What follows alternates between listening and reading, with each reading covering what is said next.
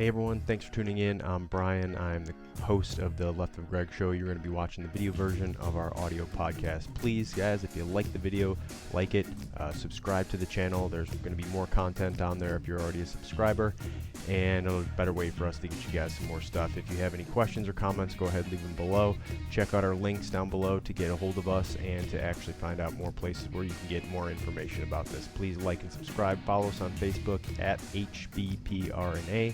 Remember, all these cases that we discuss and all the discussions that we have are through the lenses of what we call human behavior, pattern recognition, and analysis.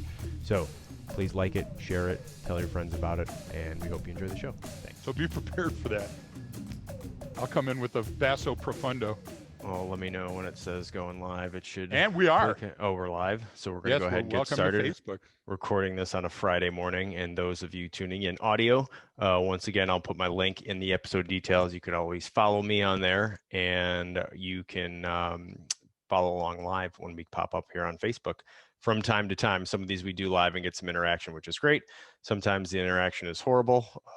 Sometimes it's just my buddy Dan hitting on me, but it could be a number of things. So today we are kind of sticking around the topic of vision in a sense, right? So there's a lot out there, and we discuss too a lot of times different types of biases that humans have for different things that kind of cause us to misinterpret or interpret events incorrectly or not fully, and then our brain kind of fills in the details because it wants a complete picture. We talk about that stuff a lot, and it's because it's powerful and it affects all of us, and there's not a whole lot we can do about it other than getting a better understanding of it. So but kind of today, before you even get to those biases of how you process information and how you infer certain things, you got to kind of start with your vision, right? Meaning how you actually see what you actually see, because it's not as great as we think it is. Meaning not only is our vision not as good as we think it is, but our actual entire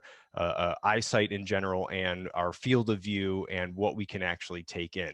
So it's so much smaller, which is why it's hard to get some of these details and how to see certain things, especially in chaotic situations. But really just in general, I'm talking every day in life, we see a lot less than we actually do. So that'll be the kind of good explanation, I think, Greg, to start with. But I'd like to kind of throw to you to kind of jump right into this and talk a little bit about the eye, so that we have a good working, some terms to work with, some left and right lateral limits, a better understanding of how we actually process our environment. No, I love that, Brian, and welcome everybody, because it is live. And Brian, what's the name of this episode again? Do you see what I see? Do you see what I see? God. Oh God. A star. Well, it's just Christmas, buddy. And you know me, I'm a caroler. Folks, you might not know this, but in addition to my parkour skills, I am a professional caroler. So dressing in the outfit as Ebenezer himself. So Marin, I want to tell you a quick street story, just so people don't think that we're going to be so technical today that we're going to blow them away. So you know very well, Shelly and I had the Powderhorn Gas Ranch for 13 years. In addition to all our cop work and our consulting and teaching and training, we would go out there, and on one side of the valley, Shelly would lead the Jeep tours into the high country. Other side of the valley, I would or the horse tours on the other side of the valley, I would be leading the Jeep tours. So Shelly's up there going, look, a doe, a deer, a female deer, look at the golden eagle and all that stuff. Well, on the Jeep tours, right? So we're getting into areas that abut the primitive wilderness. And so I would drive along, and I drive and I talk and I do everything at the same rate of speed that I do right now. So I'd pull up, I go, there's an elk. Hey, take a look. There's an elk on the left. And you'd see that. And I would drive a little further and I go, ooh, a moose. And then I would drive a little further and I would say, bighorn sheep. Well, we used to call that on the Jeep tour the trifecta. You know, you get to see all those animals in an hour and then come back at the ranch and have a great lunch or something. So about 3 Jeep tours into the season, Nico, our son, comes up to me, and he's a little tot back then, you know, the entertainment director for the ranch. Yeah. He goes, hey, I don't want to, be a dick, Dad, but nobody is seeing what you're seeing. I go, what are you talking about? He goes, you stop, you're pointing it out, you're all animated and excited, so they get excited, but then you drive on and they didn't even bring their cameras out. So what it took is me to think, what are they missing? Well, listen, if you've run a ranch, if you're a hunter or you're a fisherman or you're out in the woods all the time, you see things differently. You see things that other people don't see. They say, hey, a chipmunk, and you go look out because the chipmunk's there because there's a bear working through the woods behind you, and he's silent, and he's got smell sensors 7 times that of your dog, and can sense the environment, knows you're there even though you have no idea he's there. So what I had to do, Brian, is I had to slow time down, give them myself the gift of time and distance. I'd stop, shut off the Jeep, and I'd go, everybody look, about 300 meters to your left, you'll notice that rock formation. Now, does everybody see the dead part of that pine tree? Good. Look down and look to the left. Those things right there, those are mule deer. And everybody would go, holy crap, the scales would fall from their eyes. Brian, why do you have to call people on things? Because we have a thing called central vision. And our central vision, run by our Fovea Centralis, is our keen central vision. It's that stuff that goes whoop, and all of a sudden we focus in on something. Okay. And because the animals don't move, or they move very little, specifically when they think they're being watched, your peripheral vision, which is supposed to be the big end of the funnel, Brian, to drive your central vision, isn't working. Does that make sense? Yeah. So what I had to do is I had to jump start these urbanites and get them a feeling for the woods. And then once I showed them that first elk, guess what? They're going, oh, is that an elk? Oh, yes, that is. What about that? No, that's a moose. At what altitude do deer turn into elk? And I had to answer all those stupid questions, right? But Brian, that's the key. Is that how that works? I think it is. But that's the key to even being a good intel analyst or surveillance person or human resources person, right? If you don't know what to look at in your environment, and more importantly, how to see it, then you're going to miss those cues. Well, yeah, I think it applies to everything. I mean, it applies to driving your car down the street. I mean, and seeing what's going on. And it's always good to bring this up. And I know we kind of like are the ones saying like, yeah, we suck a lot more than we really realize sometimes, that it's doom and gloom. And it's not that we're trying to point out everything that's wrong. It's a lot of this is, or most of it, or all of it is based in survival, right? Meaning we are biologically, physiologically, psychologically even primed for survival, and we want to survive and survive the species. But that's kind of where this strong central vision comes in. So although we're looking out and we think we have this 1080 whatever 720, I don't know what we're up to, 4K vision, streaming out, and we have 180. I have no idea what any of those words mean, but I know everybody following along is going, yes, you're right, Brian. But even though we think that, and that's how we say it's actually a lot smaller, right? So we're talking about strong central vision, and this gets into then how we then perceive events and what we choose to focus on, and that's what we choose to focus on is a very, very primal decision. We're not consciously really making that decision, right? No, you're exactly so right. when it gets into that, just like you're saying, and that's about the mule deer story, I have a kind of similar one. That was my whole thing, because I born and raised, grew up in Chicago, and then didn't spend a lot of time. I mean, a little bit in the woods, but I never. When you were running from somebody. Yeah, or the Dan Ryan woods on the south side, or somewhere. That's funny. We were just kids drinking beer, same thing. But same day, I had one of my buddies that I was in my sniper platoon with, and lives in Michigan, and we went there one time, and I was like, dude, can we hunt a deer or something like that? He's like, well, first of all, it's already like it's noon and we're drunk, so probably not right now. But then he went over and I made him do that exactly. Like he had fake deer out there. He said, all right, this is where you want to aim for it, this is how you look. I said, put it out there so I can see it, you know what I'm saying? Like I need to see it in an environment. Okay. And then we walked through a field, and I had this big giant 44 mag revolver with a little scope on it, which is not the ideal weapon system for hunting that creature.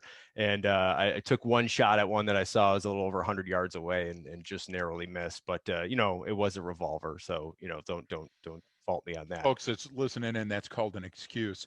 So Brian, but the idea was I never saw it, or I can't see it, because we were driving down the road going 50 miles an hour, and he's like, oh, see the deer out there? And I'm like, no, what are you talking about? And because they blended in with their environment. Now I understanding training as a sniper and understanding negative space and how to burn through things, and not just focus on what you see right in front of you, but actually look into the forest, right? Once you start doing that, you can see. But I didn't have any type of match for it. Yeah. Mary, this, listen, go ahead. no, I just want to say that point is well taken. How many times do we go and we're teaching the super secret squirrels of the world, and we tell them, we're not going to tell you what to look for. Yeah. We're going to teach you how to look. That's what he did. What he did is he framed your environment in a way that you could pull lenses to increase or decrease the sensitivity of what it was you were searching for. Okay, so getting into what you can and can't see and central vision. Kind of explain a little bit at strong central vision, because you're always the one that said, hey, men have roughly a 6 degree functional field of view. And women have like almost twice that, around 11 degree functional field of view, but which comes to like about a quarter held at arm's length. And my analogy that I always use is, people talk about tunnel vision and chaotic events where it's stressful and all they can see is right in front of them, and I have this tunnel vision. And the way I think it's usually explained incorrectly, right? Because I'm the one who says that's technically all you can ever see, right? Meaning that is what your central vision is. The rest, right, is visual perceptual fill made up by your brain. But explain that, what this strong, what you call functional field of view. You're so spot on here. So let's make things simple for the audience, because when people try to talk about brain or brain chemistry or vision, what they do is they pack so much information into that little thumb drive of your brain that you get disinterested and walk away. And that's why I never got trigonometry. Do you get what I'm trying to say? So I never made it to I never will. No. So Marin talked about a quarter. If you don't have a quarter in your pocket, like most of the Americans that I know that are out of work on COVID, use your thumbnail. So if you hold your thumbnail as far as you can from your snout, and like, look, I'm lining up on my head if you're watching. If you're not at home, hold it as far as you can out there. The idea is your thumbnail's about the size of a normal human functional field of view. Stop. Why is that important? There's 360 degrees in a circle. You can remember that if you're seeing this live by looking at the size of my head. I got a perfectly round head. If I had 3 holes in it, you could grab it like a bowling ball. Got its own weather system. But it really does. It has an orbit. But if you draw on a piece of paper or on your yellow pad or whatever you're driving with at home, a circle, think about the little wedge that would be a 6 degree or an 11 degree. So you have all the rest of that, which is a number, a big number, that you don't see anything with. So your vision is triggered by your environment, and the environmentals that trigger it are light, motion, and edges. Light, motion, and edges. If you're absent those, in other words, if you have the light and you have the edges, but you don't have the motion, then things disappear. Now, so let's take that back to your hunting analogy real quick before I go into that distinct central vision. People go hunting all the time, and people sit and sit and sit, and they watch the same little section of woods waiting for an animal. It's an ambush attack, basically what it is, and you're waiting for the animal to come in. And then a person will say, all of a sudden, I look to my left, and here the deer was 15 feet from me, and he came out of nowhere. Nothing comes out of nowhere. What it is those animals move so discreetly in their environment. They're so clandestine without even thinking about it that you missed the motion. So the light and edges were present, right? But your peripheral didn't go, danger, warning, Will Robinson, a deer approacheth. So the idea is your strong central vision. Look, God, Buddha, Vishnu, Allah, you're hardwired for central vision. It helps you read. As a matter of fact, without it, you can't read. You can't read, right? But either God, Buddha, Vishnu, Allah said, hey, listen, we know that man is going to evolve to reading stage, or it was put on for survival, much more likely, folks, way back then. Okay. And the idea is this, Brian, if something is in my environment and it's moving through the brush, I need to orient towards that. Why do I need to orient? Because it brings my eyes, the most important of my senses, to bear on that area. My ears are designed in correlation with my eyes to give me an audio feedback. That's why they got the big shells that are on the side of my head, right? And then my nose, where's my snout? Right under my eyes. So all of a sudden I can smell, and I smell decaying flesh, and I go, uh-oh, mountain lion. Do you see where I'm going? Well, no. This is where it gets into how what this is what we're getting into today, is how just your vision alone affects your behavior, right? So you just said it right there. So I have my eye, at a very primal level, attracted to light, motion, and edges. I see something over there.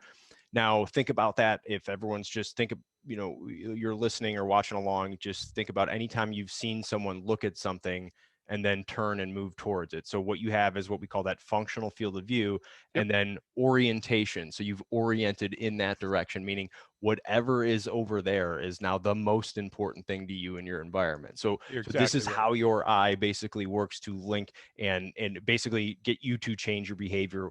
And that's strong and it's significant, right? So meaning it's a significant observation. So significant. So let's go to a school shooting, Brian. First of all, everybody, this is your Fovea Centralis. It's a small window that's at the back of your visual field, and it's the one that's absorbing the light, motion, and edges. Right. Functional field of view is the left and right lateral limits of that Fovea Centralis, the central focus, right? Now, all of a sudden you're in class and you heard a loud noise and people will say, wow, was that a balloon popping? Do you get what I'm saying? Because we don't have a file folder for, shots being fired in the echo chambers of the school. But all of a sudden you look down and you see by the gym that somebody's orienting towards something, their hands drop, their mouth's open, and now they're visually focus locked. Okay. They've got tunnel vision on something.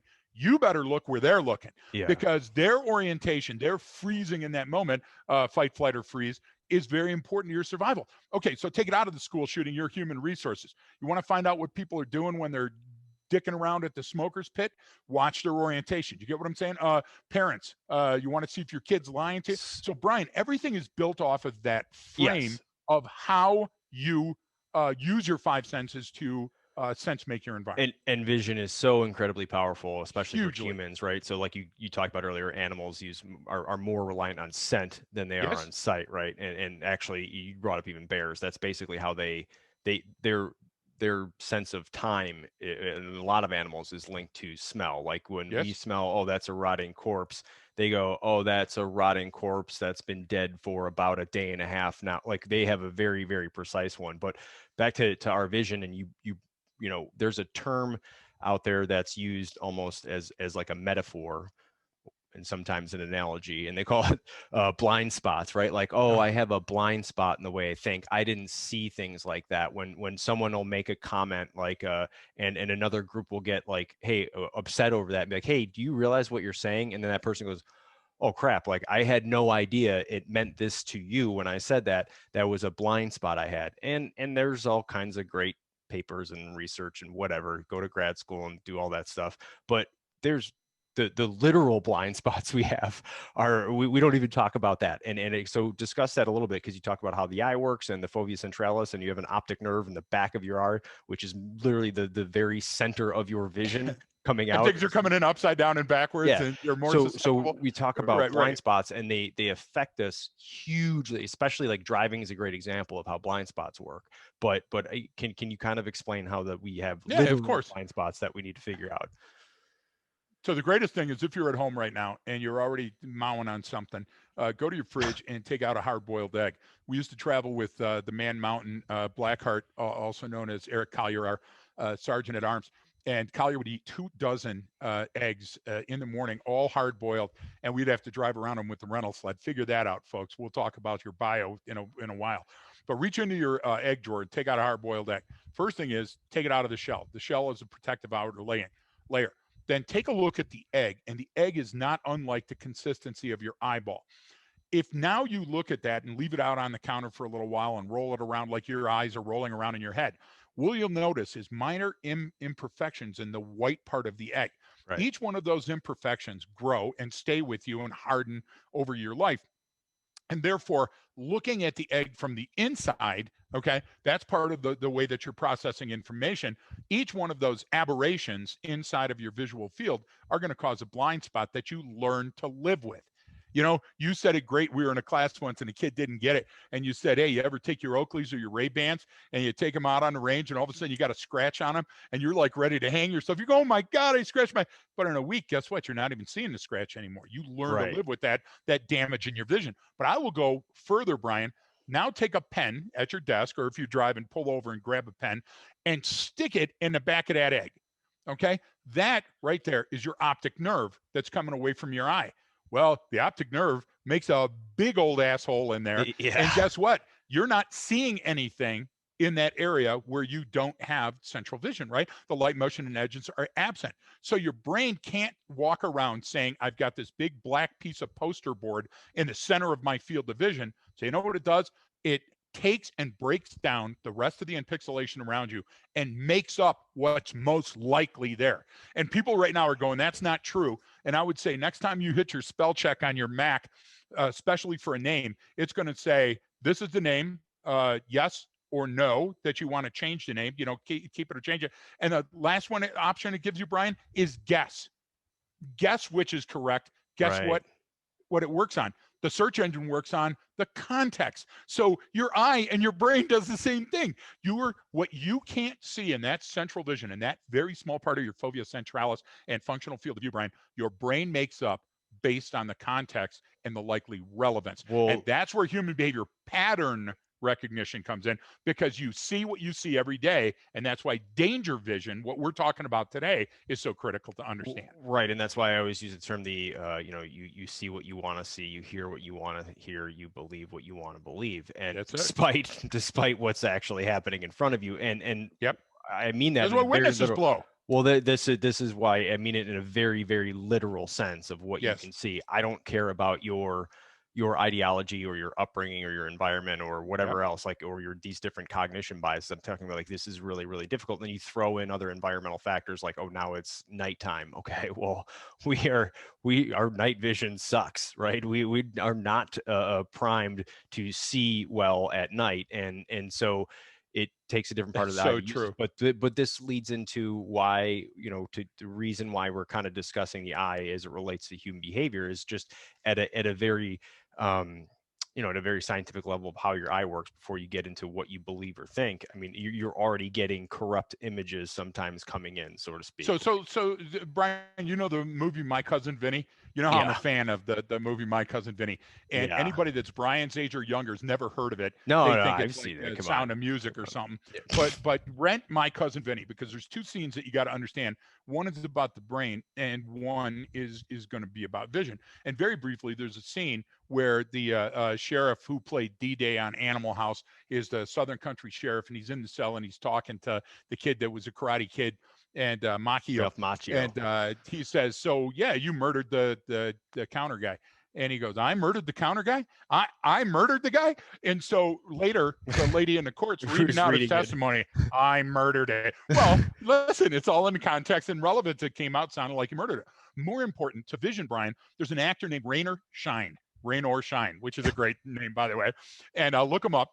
Raynor Shine, bearded guy, old guy's in 1,000 movies. He's sitting there, and not only does he have crappy glasses, but the pictures are taken from his living room towards the whatever the place was called. Remember, it's called the Whistle Stop and Shop. Yeah, something like that. I can't remember. And so Witchamjigger, the attorney, looks and he goes, what are these things right here behind the bushes? And he finally gets him to say, those are the windows. And he shows how dirty the windows are. And he goes, hey, between the distance, the dirty windows, and those glasses, you didn't see shit. And hugely important. If I was a defense attorney, I would be batting that around all the time, because light changes your perception of an image. So does motion and edges. And listen, if you don't put yourself in the shoes of that person at that time and at that place making that observation, you're doing yourself a disservice. So survival vision, what you earlier talked about, tunnel vision.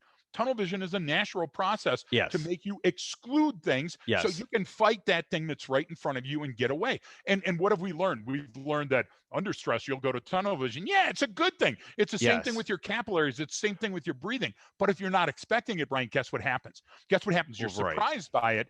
And now, even though you're still on the X, even though you're still on the bubble, Brian, you're not thinking clearly. That's where training is the key component to survival vision. Right. So to kind of bring this to different, you see this affects a lot of what happens in especially when it talks to when you get into different police situations or criminal behavior or even just eyewitness testimony, or hey, here's what I saw, here's what happened, and it's so bad because we're horrible at that stuff. We remember the things that we want to remember. Our brain will plant in stuff that didn't actually happen, that maybe we heard later or saw later, and it finishes the story. It needs that's part of the kind of the explanatory storyline kind of thing, right? We have to have that it has to make sense to our brain. So if it doesn't, it will fill in information so that it does make sense. Because it must fill that file folder, Brian. If it doesn't fit a logical file folder, your brain can't categorize it.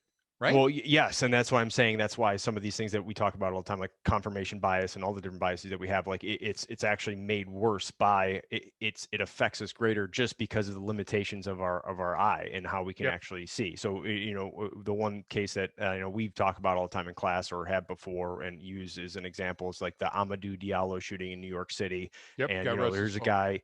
Yeah, he's a guy, poor immigrant living in a rough neighborhood. It's all he can afford.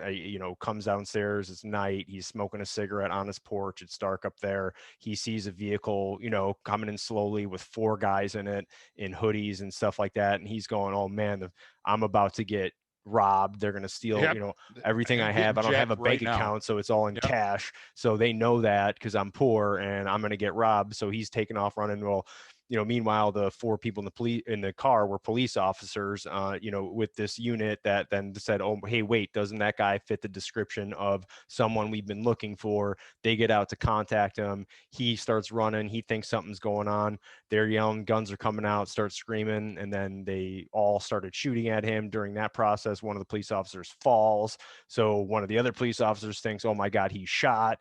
And then so now he starts firing. Like it's all this stuff that happens, and then it turns out like he was pulling his wallet out. There was nothing going on. He was just completely innocent. Nothing happened. And but what occurred and what people don't understand is those officers that went through that were going like, wait a minute. And if you read the description of people on the scene of what the one police officer was doing, he was completely lost his mind because he's going, "No, I saw a Yep. gun. He had Yep. a gun. I saw it. Where is it?" He's digging through bushes, going like screaming, going, "What the hell? I know what I saw. I know what I saw." And it was never there. And so that's even just understanding the limitations of our eyesight is one of those things that affect these situations. And it's horrible. And someone died. And that's what I'm saying is that these have real consequences. No, you're spot on, Brian. And the reason I had to grab the second yellow pad here is you brought up a great point that I was taking a note on, doing some research yesterday. So everybody at home, if you want to do some homework, take down the name Cara, Cara Levine, or Levine, Levine. And the project, the photography project, is "This Is Not a Gun." So I'm looking up our good friend Philippe Varon with the Urban Air mobility in Latin America thing for this morning's Yeah. meeting that we got to do later. And all of a sudden, I see this Cara Levine and I see these opaque photos. And what the point, I am not going to make her point. I'll let you make your own. But she had tables full of items that Yeah. were all rendered that these items got people killed because when they were holding them in their hands or police reported they were a gun. Well, let me disabuse you of something right now. You've heard in your life and looking at the Constitution and maybe going to be a witness in a court case or asked to be a juror, you've heard the term jury of your peers. The reason that was such an important concept is people understood vision a long time ago. So you talk about Amadou Diallo and what an incredible case, and poor Amadou and poor the cops, because what happened is nobody trained the cops that they were going to have confirmation bias, they were going to have dissonance, and they were going to see what they were going to see. So if you took those cops, Brian, out of that situation and had a bunch of cops investigate them and then cops be in the jury, what would they find? They would Right. find that those cops did the right thing at the right time because tie goes to the runner. We were looking for criminality and this guy was in a bad area. He was making furtive gestures. We would hear all that. Now, wait 1 second. Now, Yeah. if we took Amadou, and if Amadou was still alive, okay, and we took a bunch of people that lived in that block, in that Yeah. apartment complex that we're of, what would they come out? Oh Hey, yeah. damn, we thought we were getting robbed. Do you understand? So Yes. we have to take the perspective of the person before we understand how these limitations and liabilities of our vision. You get what I'm saying, Brian? We Well, are yeah, it's vulnerable to that mistakes. that's what makes this such a horrible tragedy and all of these situations that this occurs in and why we can get into why they keep occurring later, or we always talk about Yeah. it, but the idea is that this is, humans are humans, and we have prone to make mistakes far more than we're prone to make good choices, sometimes. So follow that logic. So are we more likely to be making a mistake accidentally, or are we doing it because we just hate that person? I No, think that's what I'm saying are is that making, this people want to layer in whatever the hell they want to layer on. They're going to take exactly. that and layer in their ideology and say, "Oh, look, it's this. Oh, look, it's that." When if you put yourself in this situation, tragedies happen. They're horrible, and like these are what we talk about. when we talk about proximate cause and contributing factors, right? And all the different contributing factors that occurred.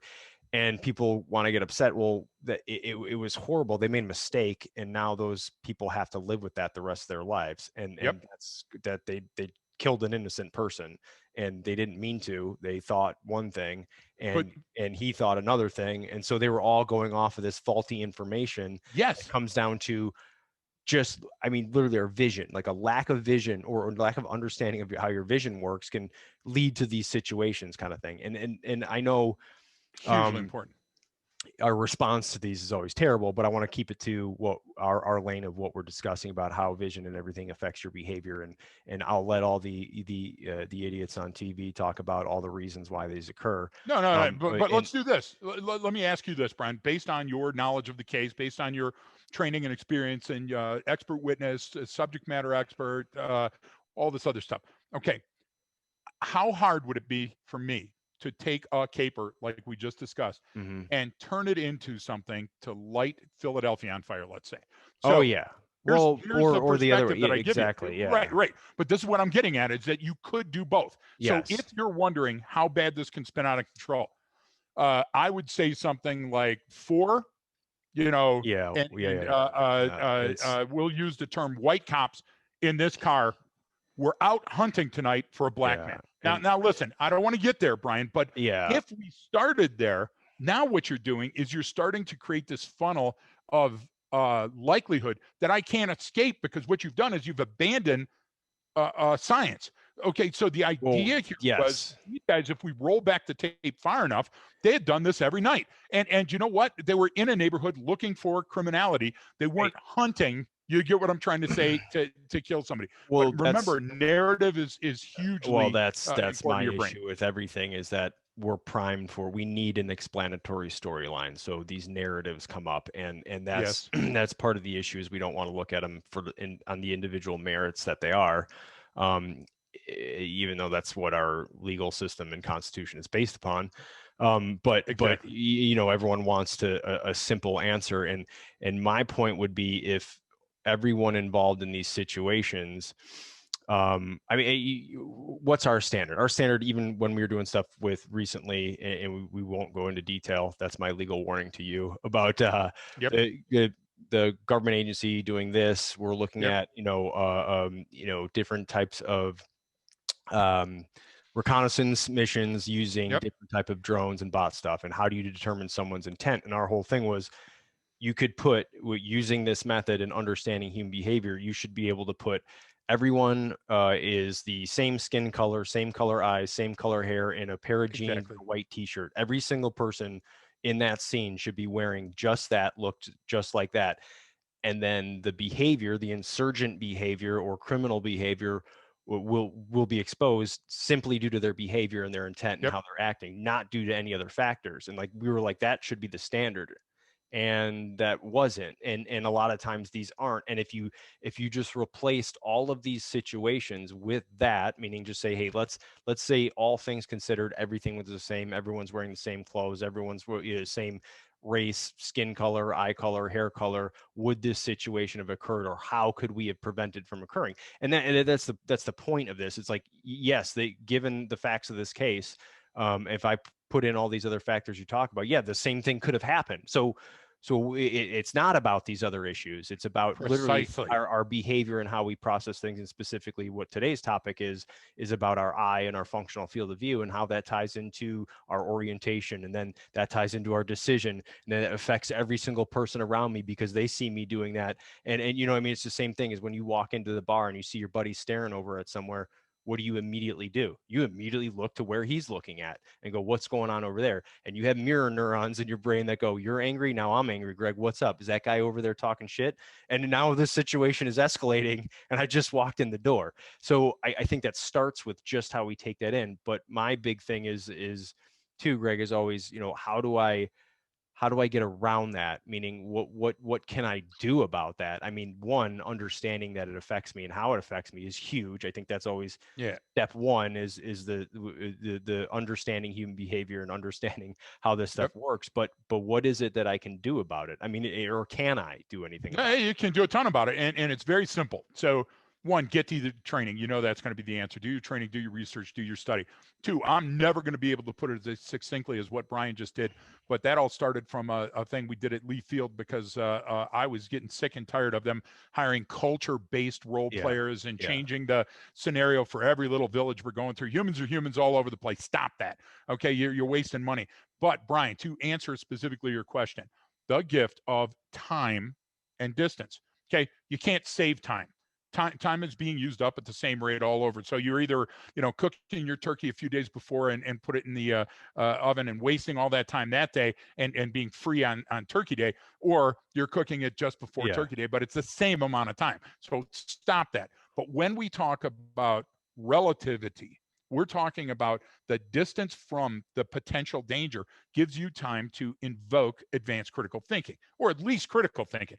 What's the difference? Trained advanced critical thinking, untrained critical thinking, right? And then unaware, no critical thinking equals death. So you just wrote that. There's a book. So I'm watching an incident occur. And what's happening is I have to allow my five senses to take in as much information as possible to create a reasonable conclusion. So because my eyes are used to the same thing over and over, and they don't like surprises, they don't like things to occur that aren't in my pattern, okay, those become anomalous. So when something becomes anomalous, now you orient to it and begin by putting cover between you and that object. Why? Because once in a while, and almost never, it'll be a danger. Do you get what I mean, Brian? Yeah. I mean, before I pull into the lot and get closer and see what the yellow tape is for, I might want to stop out on the exit. You get what I'm trying to say, and pull out my binos and take a look. So giving your vision the Brian, rods and cones. You lay on your back, you're looking up at the stars, you go look at the pretty star, the person next to you stares at it and it disappears. It's because your night vision can't forever see that. So your cones are the color vision, and your rods are so spaced apart that they fall in between it. What does that have to do with what we're talking about now? If you understand that your vision can be fooled, you have to invoke your other senses, or you have to give your brain more time to come to grips with what you're seeing. If not, Brian, you're going to be in the trick bag because you're going to be at ground zero making decisions, and your decisions then won't be anywhere near as good as they are if you give yourself the gift of time and distance. And I think one of the things that I always hear is people say, "Oh, well, you got to take another person's perspective and walk a mile in their shoes." And we hear these again in kind of like a metaphorical sense. And I don't even. And one, first of all, seeing like actually taking another human's perspective is very difficult to do psychologically. I mean, you yes, can, it is. there is not, and sociologically, I would totally agree. Yeah, exactly. And that's what I'm Totally saying. It's like you can't just say you can, oh, let me take it from your point of view. Okay, that takes a lot to get there. Yeah. That's not easy. We would have none of the problems in our nation. Right, exactly. But what I take that term as just like we're talking about the eye before we even get to different biases, like, is a very literal sense of taking another perspective. I mean, a very literal sense of walking 10 feet over there and looking at it again. I mean, I'm not joking. It's just that's something that's that easy is, okay, I see what's going on here. Let me take a walk down there and take a look at it again from a different angle. So I'm not talking about in some sense of philosophically or metaphorically or whatever, an analogy of taking another human being's perspective and try to walk them out in their shoes. I mean, a very literal sense. No, Brian, let me street it up, because again, you hit a point that PhDs are teaching in courses right now, and people didn't understand it, and now they've had the epiphany. So let me put it back to when we were running around chasing snipers in Iraq. Okay, you had targeted opportunity snipers. Many times, all it took was increased situational awareness to trump them.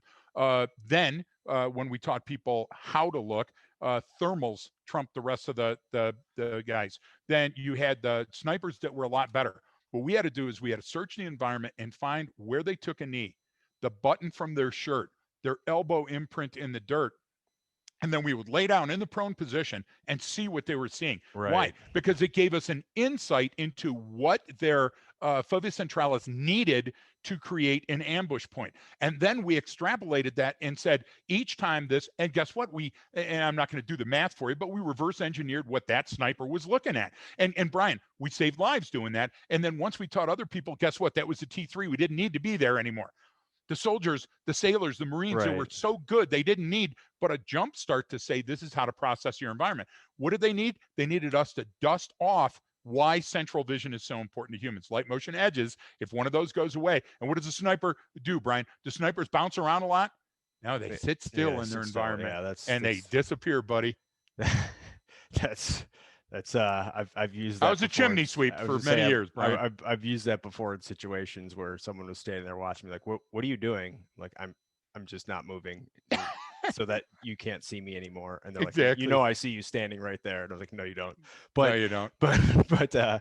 But no, you know, there's a differences that can be explained that people write books about and talk about it, you know, especially when you talk about, you know, men and women and functional field of view, how that's, and again, we just bring it back to stop going down that path. Just take it from a very literal sense. Women have a greater functional field of view than men. So that's why they're also, you know, can literally see more and process more and are better at reading body language and can pick up on things. Like these are, I mean, physiological differences between men and women. I don't know if I can still say that, but there are. So, and that's what I mean is that now we're on a watch list. Take it from a very literal, no one's watching that list. Take it from a very hey, our friends in North Macedonia are, and we love you. Big shout out to them. Thanks. They've been and our friends in Japan. Thank you very much. Yeah. So and actually our growing audience in Atlanta. Shout out to you guys too. We've got a lot more down there. We love Atlanta. Hot Atlanta, baby. What I'm saying with that too, Greg, is like that goes into like, hey, what do you see over here? You know, it's always ask McKaylee is like, hey, when I see something going on, then I'm like, oh, I'm locked onto something. I'll just be like, hey babe, what is that over there? What are those people doing? And she will literally come up with a different answer that will either walk me back from where I'm going with it or add evidence to where I'm going with it, you know, and it's such a different way of looking at it. And we go, well, yeah, we have different perspectives, but we're saying it in a very literal sense. So stick with that and use that and understand it is what I'm saying is that that's a good thing for one. And two, it is. I mean, it's logical. You're testing a hypothesis, right? Yeah. So I mean, go ahead. No, so no stranger to Depends, the undergarments, and doing a shout out for them right now. Thank you, everybody. We are sponsored. This segment of the show is brought to you by exactly. Depends. And it should be. And my Depends are Garanimals, so I just matched the giraffe with the giraffe or the monkey with the monkey, so I know what I'm wearing. But the idea, no pun intended, folks. So thank you for my bio break. I just took it. But listen, the biggest argument I ever got into with a group of people that I had to walk away because they just weren't getting it is, what do you see? And they would say, it depends. Oh, yeah. Well, what do you see here? If you're using context relevance, it depends. No, stop sniping. Stop closing your brain. Stop, fomenting this hate and just look at what you're looking at. Because humans look, if you think I'm going to say there isn't racism or there isn't sexism, you're out of your tree, because there is. But it's not lurking in every corner of every conversation and everything that we do or say. That's all I'm saying. So if we're talking about your survival vision and you've never been to the point where you're oxygen starved because you're gasping in the air because you've just been surprised by something, and now the entire world turns into that tunnel, the time tunnel, the old TV show, and it's spinning around at your head, then you're going to be totally hosed. So how do you do that? One, you have to do part task and practical application training, even if you're doing it with your kids or at home. So for example, even if you're walking with your kids or your dog and you hear a car backfire, okay, move to a position of cover and take a knee. Why? Because one day, it'll save your life. Yeah. Do you understand what I'm trying to say? So all I'm saying, Brian, is rehearsal for an event. And we go into that on future pods and past pods and lessons learned. But rehearsal for the event, training is the savior. So in defense of the "it depends" response, I've been known to use that when we're in those rooms where it's a whole bunch of PhD people who are so much smarter and more experienced than me, and they comes to me and with a very serious question about some abstract nebulous topic, and I go, well, it depends. And if you hear me start with that, it's because that's the brush up. I probably don't know. I'm probably unqualified to answer the question, and I'm trying to pass it along. Folks, we have to deal with some of the smartest human literally the smartest human beings on the face of the planet. Yeah. And they'll come up and they'll say, well, in this religion, they have a head covering. Well, I don't know a religion that doesn't have a head covering. And none's wearing a head, cardinal and abbot to this. And then they say, well, here, it's all about the language, the different language cues. Yeah. Dude, if I'm going to shoot you at 1,000 meters, I can't even hear what you're saying. And Right. then they do this and that. You know what it's about? It's about orientation. If I orient towards something, it's important to me. If I take a knee and move behind cover, something's about to happen.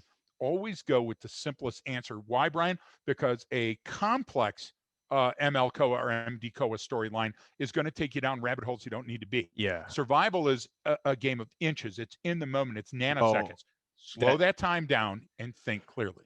Well, that's why we always bring it back to the why we covered the functional field of view and understanding it, and that strong central vision is because it's so important to everything. We're just looking at someone and knowing what's important to them. Now, 90% of the time you look at someone, they're staring at their phone right now, but anything other than, which is good, because then you can pick out, well, it's easy to identify who's not, you know what I mean? Like, well, what are you there's your bad guy right there. Yeah, exactly. So there's someone who's up to no good or doesn't own a phone for something, you know what I mean? So like we're sucked into those things, but it's important to understand when you couple that, what we call that functional field of view that we talked about, with your orientation. I mean, that's a very simple way to know I'm looking across at 100 meters away, and I know what is most important to Greg right now in his life, because he's looking at it and his body is completely oriented to it.